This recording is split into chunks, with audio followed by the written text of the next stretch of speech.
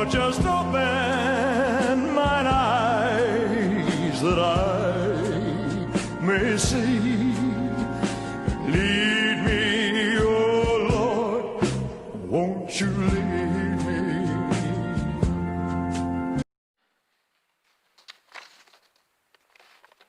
I don't think I've ever asked this question before. Well, I know in some cases, I certainly know the answer, but never asked it to the congregation. Does anyone have a pet? Anybody have any pets? Well, I know one, yes. Oh, pets. What do we have? What do we have, folks? 3 dogs. Christine? 3 fish. 3 dogs, 3 fish. Do you have 3 or something? No, just 1 dog. 1 dog, Jim. And? 2 cats. 2 cats. Oh, well, we have quite a menagerie. I beg your pardon, sir? I've got Roderick.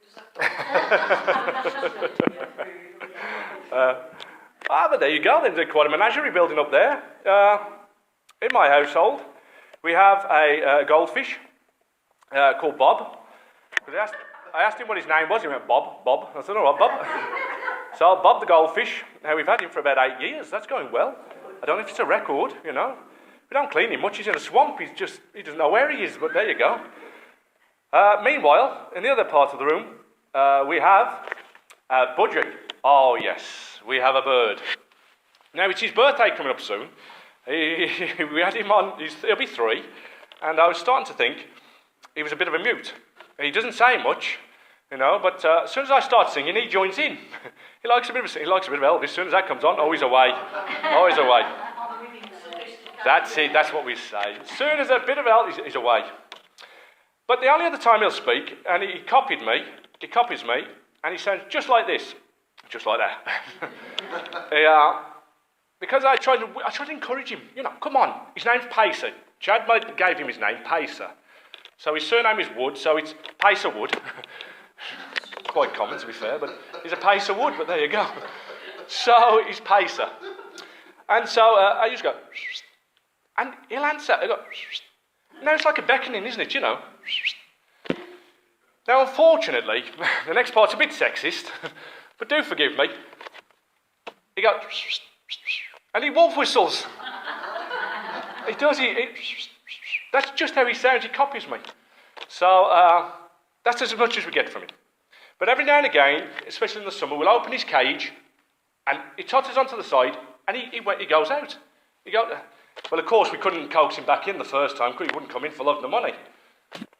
But now, we open the cage, he pops out, a little flyabout, gets bored, and goes back in himself.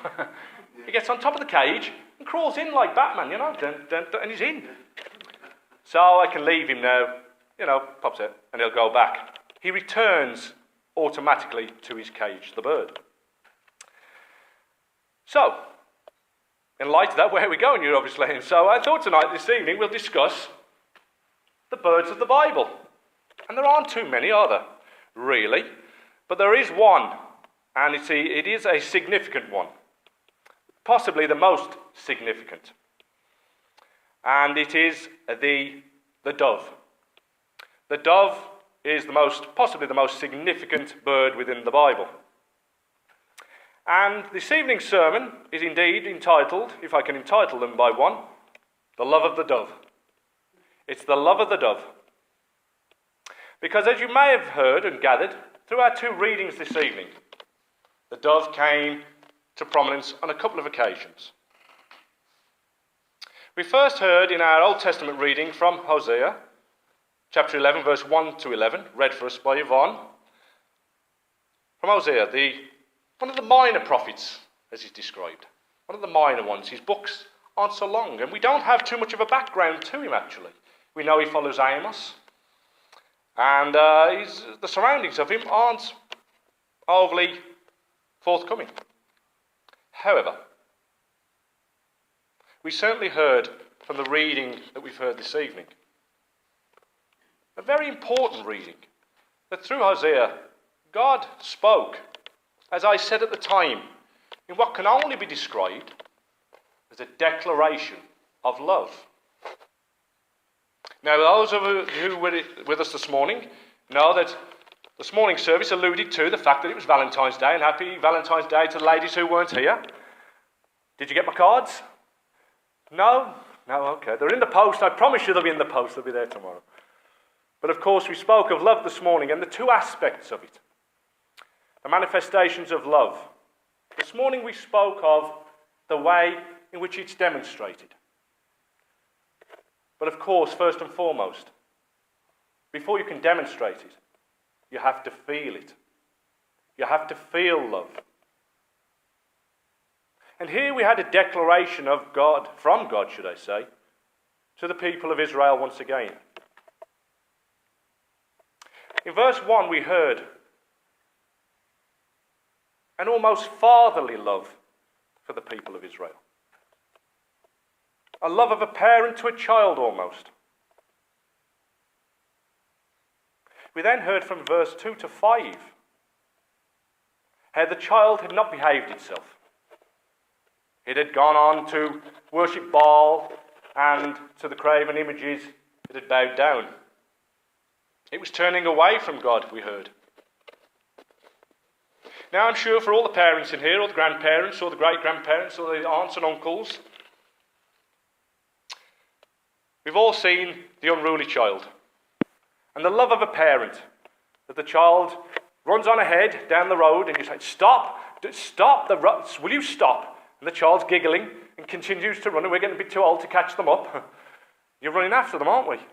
It's the fatherly love, the motherly love, the love of a guardian. And we're calling after them. Stop, you're heading to danger, stop. They run on thinking they know it all, gleefully giggling. This is almost as we can imagine Israel. God has told them. But still they continue. They continue to worship Baal. They continue to worship the images. Now, if you see the child running ahead of you, and you've called them to stop, would you just let them carry on? Would you just let them run on, willy-nilly, by themselves? Of course you wouldn't. Would you abandon them to their own devices? No. In the same way that we would not abandon the unruly child, the naughty child, the mischievous child, God does not abandon Israel. At verse 8, he declares his love. In spite of these ways in which Israel have acted against God, he declares his love. He says, how can I give you up? How can I give you up? My love for you is too strong. It is. It's the unconditional love, isn't it? That's what it is. The unconditional love of a parent, a guardian. It's that love that just is felt. It's felt. Can't explain it, but the love for a child is felt. But it's more than this. Because of verse 9, God then says, I am God, not man. I, the Holy One, am with you. I am God, not man. I, the Holy One, am with you.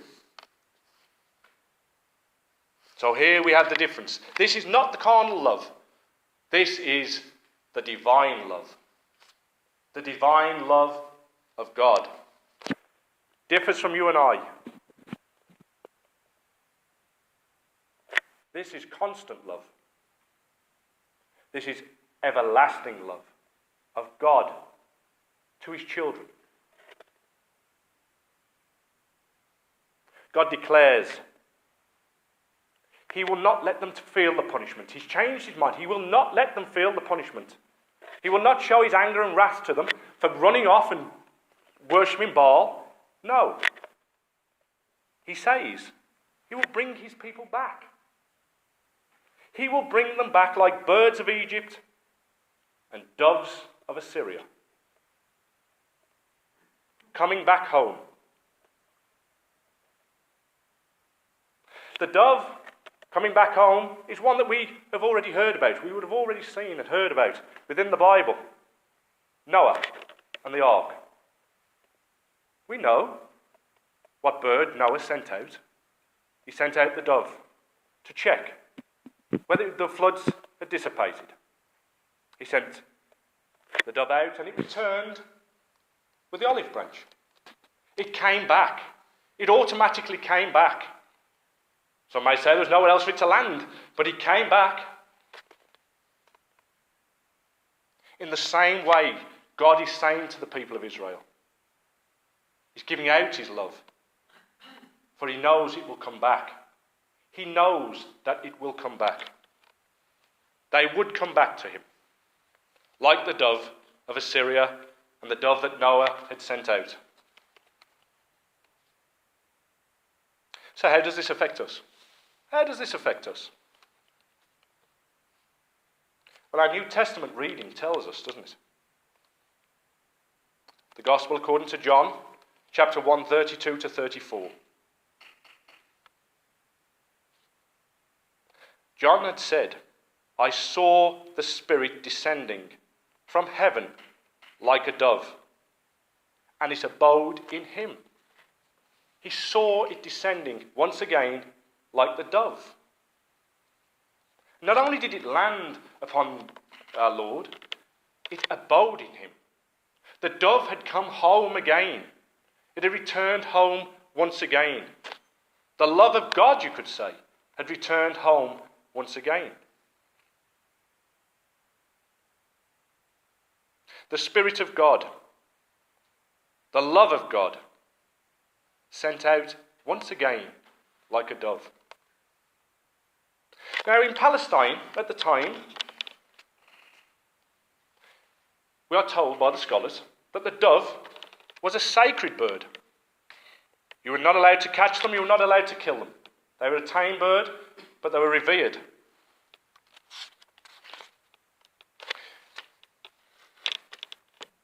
Within the temples at the time of John the Baptist, the rabbis would speak of the Spirit in such a way. When they spoke of the Spirit, they spoke of the Spirit of God that moved and it fluttered like a dove of the ancient times, breathing beauty and order into the chaotic world. At John the Baptist's time, let us not forget, the Spirit was not as we knew it. Jesus was just being called to his ministry at that point. He'd just been baptized by John, so it wasn't as we know as Christianity. So when John speaks of the Spirit, he speaks as the teaching of the Jews, as he knew at this point.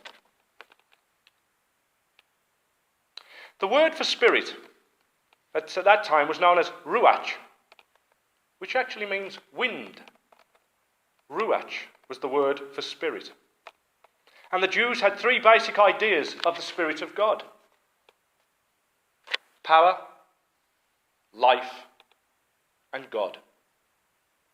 When the power of the wind blew within you, God fulfilled inside each and every one of us. The Spirit was to be at the centre of us, offering us life, bringing everything forward from the inner side of us. And when you had the Spirit, you had God within you. These were the three basic tenets of what the Jewish people thought the Spirit was.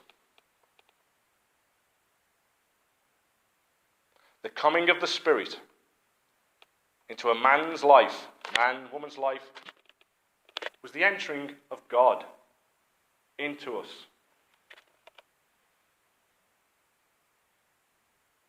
John said, you will see the Spirit come down and stay on a man. He is the only one. I have seen it, said John. I tell you that he is the Son of God.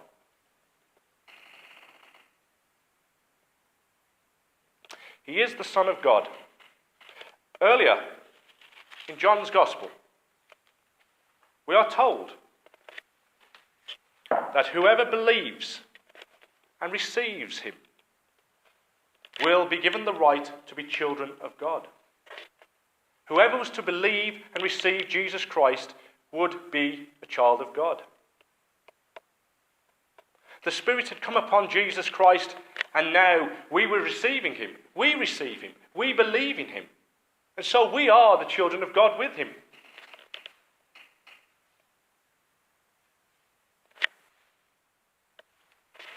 Whoever lives and loves is a child of God, John later said in his first epistle. Whoever loves is a child of God. And why is that? Because love comes from God. What is love then? Love is God. In the same way in which I open the cage to pace a wood, the budgie, and he goes out and he flies about with the same freedom with which I open his cage and he flies about. It is the same way in which we, filled with the love of God, open our hearts and give it out to other people. We spoke this morning of the demonstrations, but before we can demonstrate it, we need to feel it. We feel it because God is love, and God, as the dove, abides in us. We cannot explain it. We cannot buy it. We just feel it, don't we? We cannot say why we would rather speak to that person than this person. It's the love we offer. Has anyone heard of the General Charles Gordon? Anybody heard of General Charles Gordon? Otherwise known as Chinese Gordon. Have you heard of him, Arthur? Well, you'll hear of him in a bit later in the months, I suppose, because I'm reading a book about him. And the book I'm reading about Charles Gordon he was very famous for his famous battle at Khartoum in about 1885. But he was also an extremely, extremely religious man. And his life was bound with God.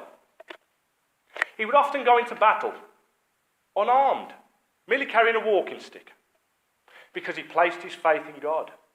But he was even more famous than that, because he fought most of his battles abroad in charge of foreign armies, not a British army. That's why he was known as Chinese Gordon, and he fought in the Sudan. But he was loved, because he didn't have to fight by the means of weapons, the means of guns or knives or anything. Invariably, he would go to the tribes or the people he was to fight, parley with them, as they used to say. Well, parley, we'll have a little chat. And he would show them love. He would speak to them first. He would offer them assistance from the British government if they could. So rather than fight, he offered them love, because he said that God had taught him that love was the way forward. And his enemies loved him. His enemies loved him without even, not all the time, but invariably, without even a bullet shot. He spoke to them. And with the feeling of love which he felt inside, God-given, he overcome the evil. As he says, do good, overcome evil with good. And this is what Charles Gordon did. In the same way, God had determined not to punish the people of Israel, but to love them instead. He would bring them back like a dove. In his first epistle, John had said, God is love. God has given us his Spirit. Whoever lives and loves lives in union with God. My friends, as I said before, we cannot see the wind, can we? Which we now know the Jews regarded as the Spirit. We cannot see it, but we see the effect. We cannot see a pain, but we see the effect. Can we see love? Now, some may say, well, yes, we can. If I give that lady a kiss on the cheek, or my husband a kiss on the cheek, that's love. That's the effect. That's the effect. It's the feeling, isn't it? It's the feeling inside us. That's the love. We cannot see God, but we know he's there. We cannot see the wind, but we know it's there. We cannot see love, but we feel it. Why? Because God is love. May he bless you. God bless you. Amen.